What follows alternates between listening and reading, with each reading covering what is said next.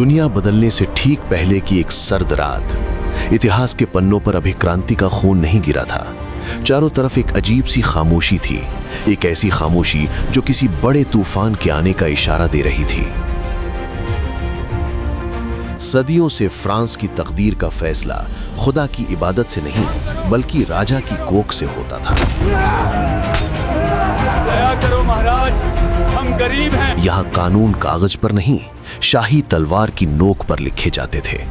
नियम बड़ा सरल था और बड़ा क्रूर भी। राजा का बेटा ही राजा बनेगा। जनता वो तो बस एक भीड़ थी जिसका काम था झुकना, सहना और चुप रहना। उनके पास न कोई हक था न कोई शक्ति। उनके मुंह से निकला हर शब्द बगावत माना जाता और हर बगावत की मंजिल सिर्फ मौत थी।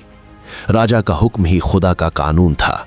अगर वो कहे कि दिन रात है तो पूरी रियासत को चिराग जलाने पड़ते थे। बेबसी की ये जंजीरें इतनी मजबूत थीं कि किसी ने उन्हें तोड़ने का ख्वाब तक नहीं देखा था। लेकिन महल की ऊंची दीवारों को यह नहीं पता था कि जब पेट की आग और जमीर की पुकार एक साथ मिलती है तो बड़े से बड़े सिंहासन धुएं में तब्दील हो जाते हैं। धमाका होने वाला था, बस एक चिंगारी की तलाश थी। फ्रांस जलने वाला था और इतिहास बदलने वाला था।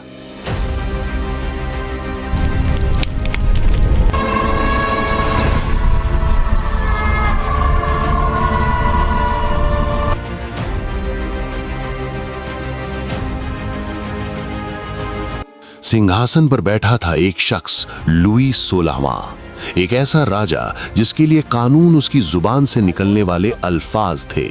उसने फ्रांस को 3 हिस्सों में नहीं बल्कि 3 किश्तों में बांट दिया था। एक तरफ वो कुलीन थे जिनकी तलवारें राजा की हिफाजत करती थीं, इसलिए वे टैक्स से आजाद थे। दूसरी तरफ वो पादरी थे जो खुदा के नाम पर महलों में रहते थे। उनसे पैसा मांगना गुनाह समझा जाता था। सारा बोझ, सारी जिल्लत और सारा दर्द सिर्फ एक के हिस्से में आया, फ्रांस की बेबस आम जनता। जब राजा की अय्याशियों से खजाना खाली हुआ तो उसने भूखे पेटों पर टैक्स का कोड़ा और जोर से बरसाया। महल में जश्न बढ़ता गया और गलियों में लाशें। पर लुई ये भूल गया था कि जब पेट की आग बुझती है तो दिल में राष्ट्रवाद की मशाल जलती है। 1789, वो साल जब खामोशी चीख में बदल गई। पेरिस की सड़कों पर खून की नदियां बहीं, बास्तील की दीवारें ढह गईं। एक तरफ राजा की फौज थी तो दूसरी तरफ हजारों का जुनून। उस दिन फ्रांस की सड़कों ने देख लिया कि जब जनता जागती है तो ताज मिट्टी में मिल जाते हैं। लुई 16वां हार गया, फ्रांस जीत गया। गुलामी की कफन फाड़कर एक नया मुल्क पैदा हुआ। अब फ्रांस राजा का नहीं, नागरिकों का था। अपना देश, अपने लोग, अपनी जमीन, एक नया एहसास जन्म ले रहा था। तिरंगा हवा में लहराया, फ्रांसीसी भाषा को सम्मान मिला और नेशनल असेंबली में जनता की आवाज गूंजने लगी। शहीदों की याद में राष्ट्रगान गाए गए, कस्में खाई गईं। लगा जैसे फ्रांस के नसीब में अब सिर्फ उजाला होगा। लेकिन आजादी की इस धूप में जल्द ही घोर अंधेरा छा गया। जब राजा नहीं रहा तो सब खुद को खुदा समझने लगे। जो आजादी हक थी वो अब बाप की जागीर बन चुकी थी। भाई भाई के खून का प्यासा हो गया। पूरा फ्रांस नफरत की आग में जल उठा। जब कानून सड़कों पर मर रहा था और मुल्क बर्बादी की कगार पर था, तभी इतिहास ने करवट ली। बारूद के धुएं को चीरते हुए एक शख्स आगे बढ़ा। वो सिर्फ एक सैनिक नहीं, वो फ्रांस का मुकद्दर था। उसने बिखरे हुए सपनों को समेटा और फ्रांस को एक नई पहचान दी। वो नाम जिसके कदम पड़ते ही यूरोप कांप उठता था, नेपोलियन बोनापार्ट। 15 अगस्त 1769 एक बच्चे ने जन्म लिया जिसे नहीं पता था कि एक दिन वो पूरी दुनिया का भूगोल बदल देगा। फ्रांस की क्रांति के बारूद में पला बढ़ा वो शख्स जो सेनापति बनकर आया और नियति का मालिक बन बैठा। 18 मई 1804 पेरिस की सड़कों पर सन्नाटा था, क्योंकि आज वो इतिहास रचने जा रहा था। जिस फ्रांस ने राजाओं को उखाड़ फेंका था, उसी फ्रांस ने उसे अपना नया सम्राट स्वीकार किया। लेकिन वो सिर्फ एक राजा नहीं था, वो एक तूफान था। गद्दी संभालते ही उसने वो कर दिखाया जो सदियों से नामुमकिन था।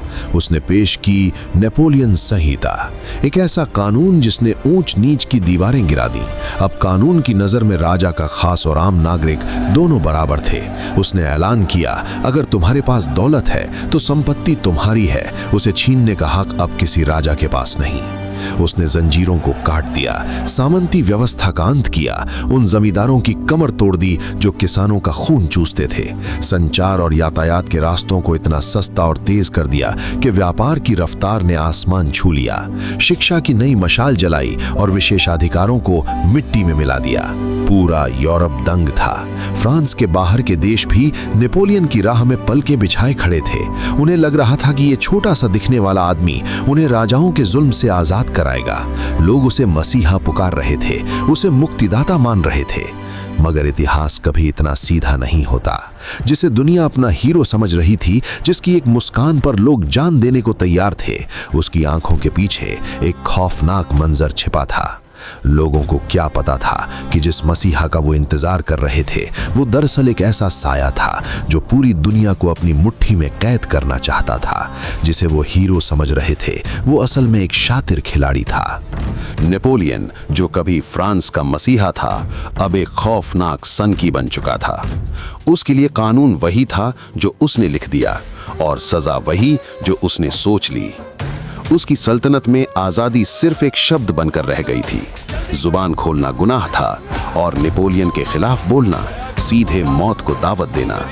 उसने फ्रांस को विकसित बनाने की कसम तो खाई, लेकिन इसकी कीमत चुकाई वहां की आम जनता ने, भारी टैक्स और बेतहाशा महंगाई के रूप में। उसका सपना था पूरे यूरोप की आजादी, लेकिन इस सपने के पीछे एक कड़वा सच था। वो नौजवानों को जबरन सेना में भर्ती कर रहा था, उन्हें बारूद के ढेर पर झोंक रहा था। भले ही वो एक महान लीडर था, लेकिन उसकी ये जिद अब फ्रांस का खून पी रही थी। वक्त ने करवट ली और तारीख आई 18 जून 1815। मैदान था वाटरलू। एक तरफ अकेला फ्रांस का शेर था और दूसरी तरफ रूस, ब्रिटेन, प्रशा और ऑस्ट्रिया के शिकारी। तोपों की गूंज, तलवारों की खनक और हजारों लाशें। नेपोलियन ने जी जान लगा दी, लेकिन नियति को कुछ और ही मंजूर था। वो महान योद्धा जिसने पूरी दुनिया को डराया था, आज हार चुका था। उसे जंजीरों में जकड़ा गया और भेज दिया गया समंदर के बीच एक गुमनाम टापू पर, सेंट हेलेना पर। वही सम्राट जिसके एक इशारे पर यूरोप कांपता था, वहां तन्हाई में घुटने लगा। 1821 में महज 52 साल की उम्र में मौत ने उसके दरवाजे पर दस्तक दी। नेपोलियन मर गया। नेपोलियन का अंत तो सिर्फ एक शुरुआत थी। अभी उन दो खतरनाक युद्धों की कहानी बाकी है जिसने यूरोप के नक्शे को लहू से नहला दिया था।